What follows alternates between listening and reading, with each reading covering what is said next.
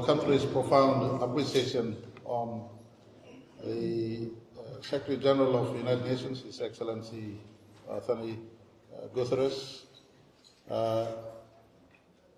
Profound honor and privilege for Papua New Guinea to receive him at our most important month and in our most important and milestone year. He chose to come to us in the midst of his business.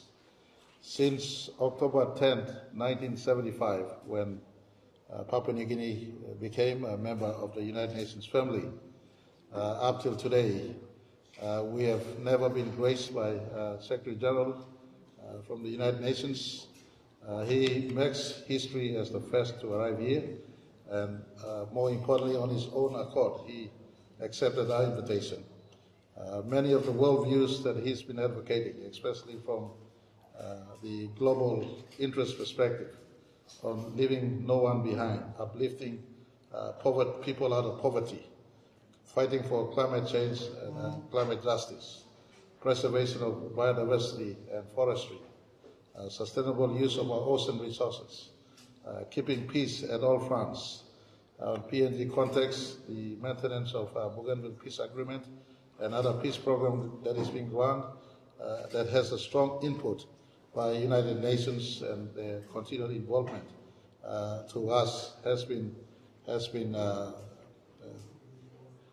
recognized, and for him to come all the way gives recognition to the work of the United Nations in the maintenance of our democracy thus far 50 years on. Sir, Excellency, we welcome you once again to the country. The media is here. It's a Papua New Guinea, Australia, New Zealand, Pacific media. They, at your pleasure, please speak to us. Honourable Prime Minister, distinguished members of the media, Gulpela evening. Let me begin by thanking the Prime Minister Marape and the government and people of Papua New Guinea for their very warm welcome. This is a visit of solidarity. Dear Prime Minister, I am perfectly aware of the enormous challenges that you face as you pursue sustainable and inclusive development. But I have an enormous admiration for the resilience, the courage and determination of your people. I am honoured to be the first UN Secretary General to visit Papua New Guinea and to join you in celebrating 50 years of Papua New Guinean independence and democracy. Over the past 5 decades, you have taken on a profound task to weave your breathtaking diversity into one people and one country that leaves no one behind. That process is by no means easy, but it is the spirit of unity and dialogue that the world needs today. This is a moment of great turbulence, from conflicts to the climate emergency to economic instability and inequality. Papua New Guinea has felt the pain of these challenges, but you also provide a model for solutions. The Bougainville Peace Agreement has now been in place for 24 years. Its durability is a symbol of what can be achieved through perseverance and mutual respect.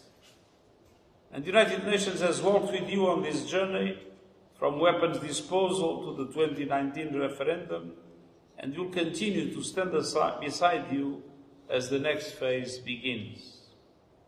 I salute the people of Bougainville as they prepare to cast their votes in the 5th autonomous election since the agreement, and wish them a safe and rewarding polling day. And I also welcome the adoption of the National Prevention Strategy on Violence. Every person deserves to live without fear, regardless of their tribe or gender. This strategy is an important step towards that future. For more than a decade, the UN Peacebuilding Fund has supported complementary efforts, including conflict resolution, sustainable agriculture, and access to health care. I will have the opportunity to witness this work firsthand around the country, where the United Nations is honoured to support your efforts. We work extensively with young people who make up a full 60% of Papua New Guinea's population and are one of the nation's greatest assets. We must ensure that they have opportunities they need to thrive. There is another group for whom our partnership is especially relevant: women. On this visit, I look forward to meeting with female community leaders. Violence against women and girls is a challenge that confronts all societies, including Papua New Guinea, and I commend the efforts by the Parliament to address it. The contributions of women to this great nation deserve our full recognition and respect. Ladies and gentlemen of the media, Papua New Guinea has long led the charge for climate justice. Your country does not contribute to climate change. On the contrary, you absorb CO2, but is in the first line of its dramatic impact. You have emphasized that climate change is a driver of poverty and have a strong moral voice for climate finance. Your role in the Pacific Islands Forum declarations on sea level rise helped to shape the global debate. As the UN Climate Conference approaches in Brazil, the world must move faster to keep the 1.5 degrees limit alive. And this means an immediate turning point leading to a drastic reduction of emissions that can no longer wait. The countries of the G20 have a particular responsibility as they are responsible for 80% of climate pollution. Simultaneously, developed countries must follow through on their commitments on climate finance, with a special emphasis on doubling adaptation finance to allow countries and communities to build resilience. The Loss and Damage Fund must also mobilize a very meaningful volume of resources, including through innovative sources of finance. I applaud the decision of the Pacific countries to launch the Pacific Resilience Facility last year, and I appeal to the international community to fund it so that it reaches its full potential. The COP in Brazil must also produce a credible path to achieve the $1.3 trillion objective decided in Baku. Just as climate finance is essential, so is development finance. I applaud Papua New Guinea's drive to implement the Sustainable Development Goals, action that must be matched by the entire global community.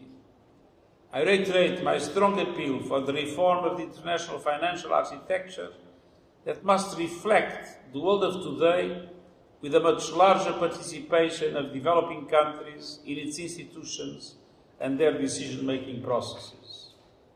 This is a basic condition for them to better serve countries like yours. And this includes real action on debt relief, tripling the lending capacity of multilateral development banks, and the mobilization of private capital at scale to the service of developing countries. Dear members of the media, once again, I congratulate Papua New Guinea on 50 years of independence and democracy, and thank you for your commitment to multilateralism. The United Nations stands in solidarity with you now and in the future, for your vision, your ambition, and the lessons you teach us all. Thank you, Tumas Olgeta.